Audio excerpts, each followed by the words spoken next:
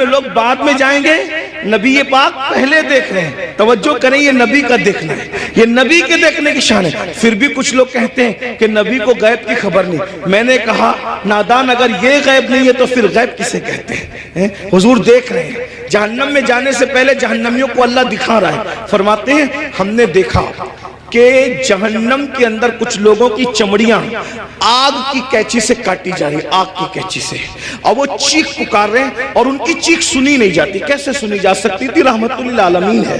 حضور فرماتے ہیں جہنم کی آگ کی کینچیوں سے چمڑیاں کٹ رہی تھی. اس پہ ذرا دھیان دینا.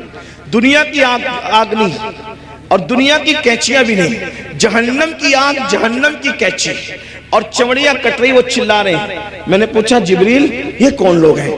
اس میں مرد اور عورتیں ایک ساتھ تھے، وہ ننگے تھے، مرد اور ایک ساتھ تھے، ننگے تھے، ان کی چمڑیاں کٹ رہی تھی آگ کی کینچی سے اور چلا رہے تھے. پوچھا جبریل یہ کون ہے؟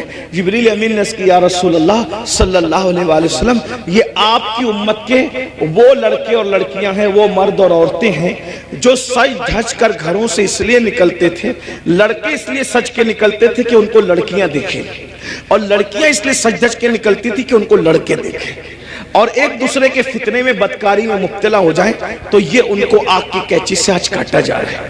دیکھیے سجنا سنورنا برا نہیں ہے، لیکن اس لیے سچ کے نکلنا کہ لوگ میری طرف گناہ کے حوالے سے مائل ہوں، بدکاری، ورنہ ہم سج کے نکلنا تو میرے نبی کی سنت ہے. ام المومنین سیدہ عائشہ صدیقہ فرماتی ہیں کہ جب حضور گھر سے نکلتے تھے اگر آئینہ میسر نہیں ہوتا تو حضور پانی میں اپنی شکل انور دیکھا کرتے تھے. تو میں کہتی تھی حضور آپ بھی؟ تو آقا فرماتے ہیں عائشہ اللہ حسن والا ہے اور وہ حسن کو پسند کرتا ہے. اگر کوئی بندہ گھر سے سج سنور کر زینت کے ساتھ نکلتا ہے تو جس کے پاس جاتا ہے اس کی بھی اور جو جاتا ہے اس کی بھی اللہ دونوں کی مغفرت فرما دیتا ہے.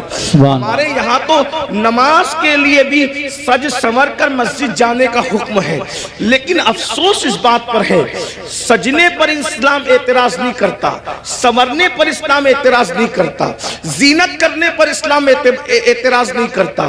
اسلام یہ کہتا ہے کہ اچھی نیت کے ساتھ زینت کرو.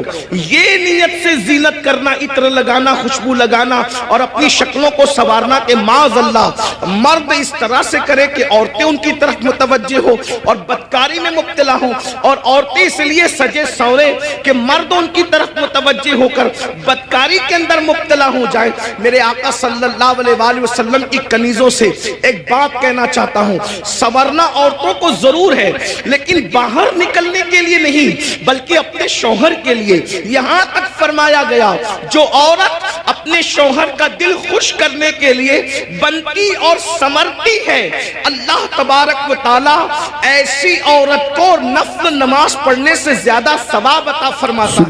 لیکن یہاں بازار میں جانے کے لیے نہیں سنورنا، ولیمے میں جانے کے لیے نہیں سنورنا، باہر نکلنے کے لیے نہیں سنورنا. عورت کو اگر سنورنا ہے تو شوہر کے لیے سنورنا ہے. اور ایک بات بھی اپنی بہنوں سے کہہ دوں، اللہ کے رسول علیہ السلام نے تو یہاں تک فرمایا جو عورت عطر اور خوشبو لگا کر اپنے گھر سے نکلتی ہے کہ وہ خوشبو مردوں کو اپنی طرف مائل کرتی ہے، ایسی عورتیں قیامت کے دن زانیہ عورتوں کی حیثیت سے اٹھائی جائے گی. اللہ اکبر. زناکار عورتوں کی حیثیت سے اٹھائی جائے گی.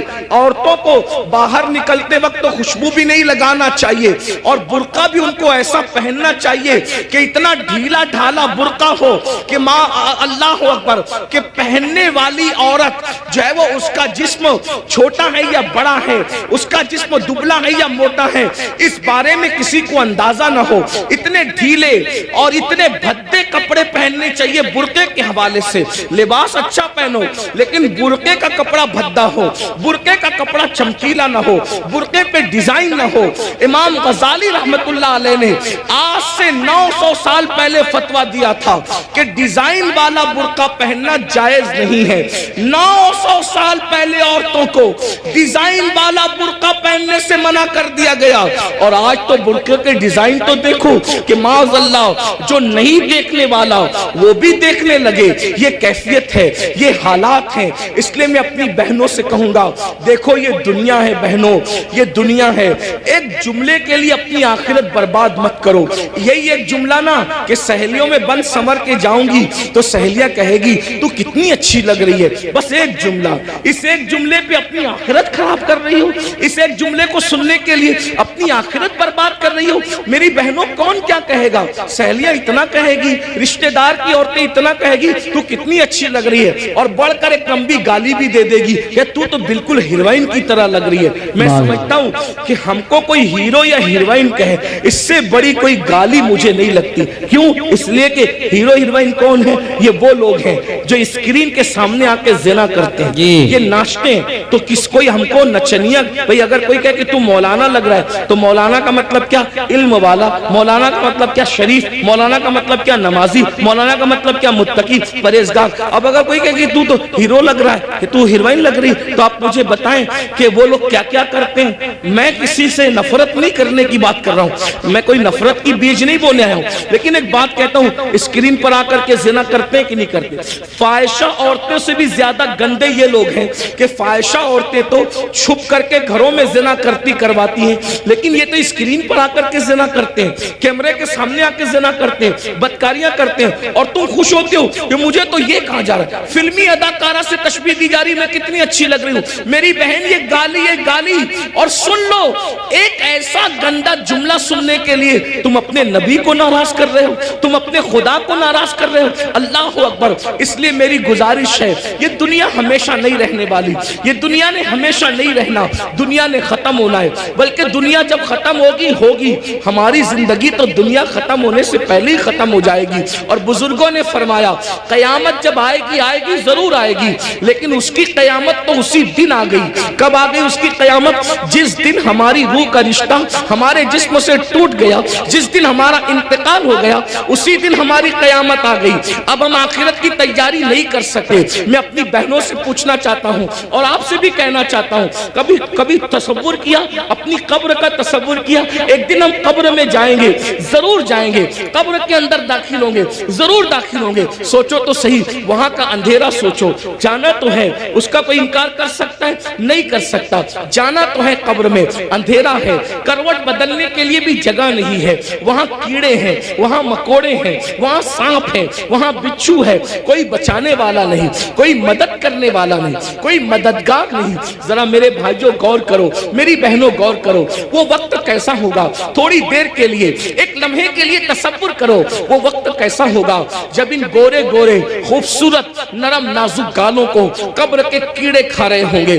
قبر کے کیڑے جب ان کو کھا رہے ہوں گے، اس وقت کیفیت کیا ہوگی؟ ہاں، یہ آنکھیں جس پر غرور اور تکبر اور گھمنڈ کرتے ہو، ان آنکھوں کو قبر کے کیڑے پی چکے ہوں گے، اس کے آنسو پی چکے ہوں گے، اس کے دیدے پی چکے ہوں گے۔ اور اللہ اکبر، یہ جسم، یہ نرم اور نازک جسم جس پہ بڑا گھمنڈ ہے انسان کو، اس کی چمڑی، اس کا گوشت، ہڈیاں سب قبر کے کیڑے چٹ کر جائیں گے۔ اس وقت ہمارا کیا بنے گا؟ اس لیے میرے بھائیوں، میری بہنوں، اللہ سے ڈرو، ان سب چیزوں کی معلومات حاصل کرو کہ اللہ کا عذاب کیا ہے، اللہ کی عذاب کی شکلیں کیا ہے۔ اور آج میں تو یہ کہتا ہوں، قبر میں جو عذاب ہوگا وہ تو ہوگا، قبر میں جو سزا ملے گی وہ تو ملے گی، جہنم میں جو ملے گی وہ تو ملے گی، لیکن دنیا میں سزا اللہ دے رہا ہے۔ آج دنیا کے 90% لوگ جو ہیں بے چین ہے، بے قرار ہے، مضطرب ہے، وہ لوگوں کو سکون نہیں ہے۔ سب کہتے ہیں حضرت سکون نہیں ہے، کوئی کہتا ہے اللہ حضرت سب کچھ ہے سکون نہیں ہے، کوئی کہتا ہے بیٹی کو رشتہ نہیں ہے، کوئی کہتا ہے اولاد نہیں ہے، جس کو اولاد ہے فرما بردار نہیں ہے، فرما بردار ہے ان کو نوکریاں نہیں ہے، گھر میں روزی روٹی کا مسئلہ ہے۔ ہر مسلمان نہیں بلکہ ہر انسان کسی نہ کسی مسئلے میں الجھا ہوا ہے۔ یہ مسئلے کیا ہیں؟ یہ مسئلے نہیں ہیں، یہ مسئلے جو ہے اللہ کے عذاب کی ایک شکل ہے، اللہ نے بطور عذاب مسلط کیا ہے۔ بیٹی کو رشتہ نہیں آتا، یہ اللہ کے عذاب میں سے ایک عذاب ہو سکتا ہے، یاد رکھنا۔ روزی کے لیے در در بھٹک رہے ہو، خدا کے عذاب میں سے ایک عذاب ہو سکتا ہے۔ سوتے ہو نیند نہیں آتی، نیند کی گولیاں لے کر بھی سوتے ہو پھر بھی نیند نہیں آتی، اللہ کے عذاب میں سے ایک عذاب کی شکل ہو سکتی ہے، اولاد نافرمان ہے، ماں باپ کو گالیاں دے رہے ہیں، ماں باپ کو گھر سے نکال رہے ہیں، ماں باپ کو ذلیل کر رہے ہیں، ماں باپ کو رسوا کر رہے ہیں، یہ سب کیا ہے؟ اللہ کے عذاب میں سے ایک عذاب ہے۔ اس لیے اللہ کی نافرمانی کرو گے تو یہی ہوگا۔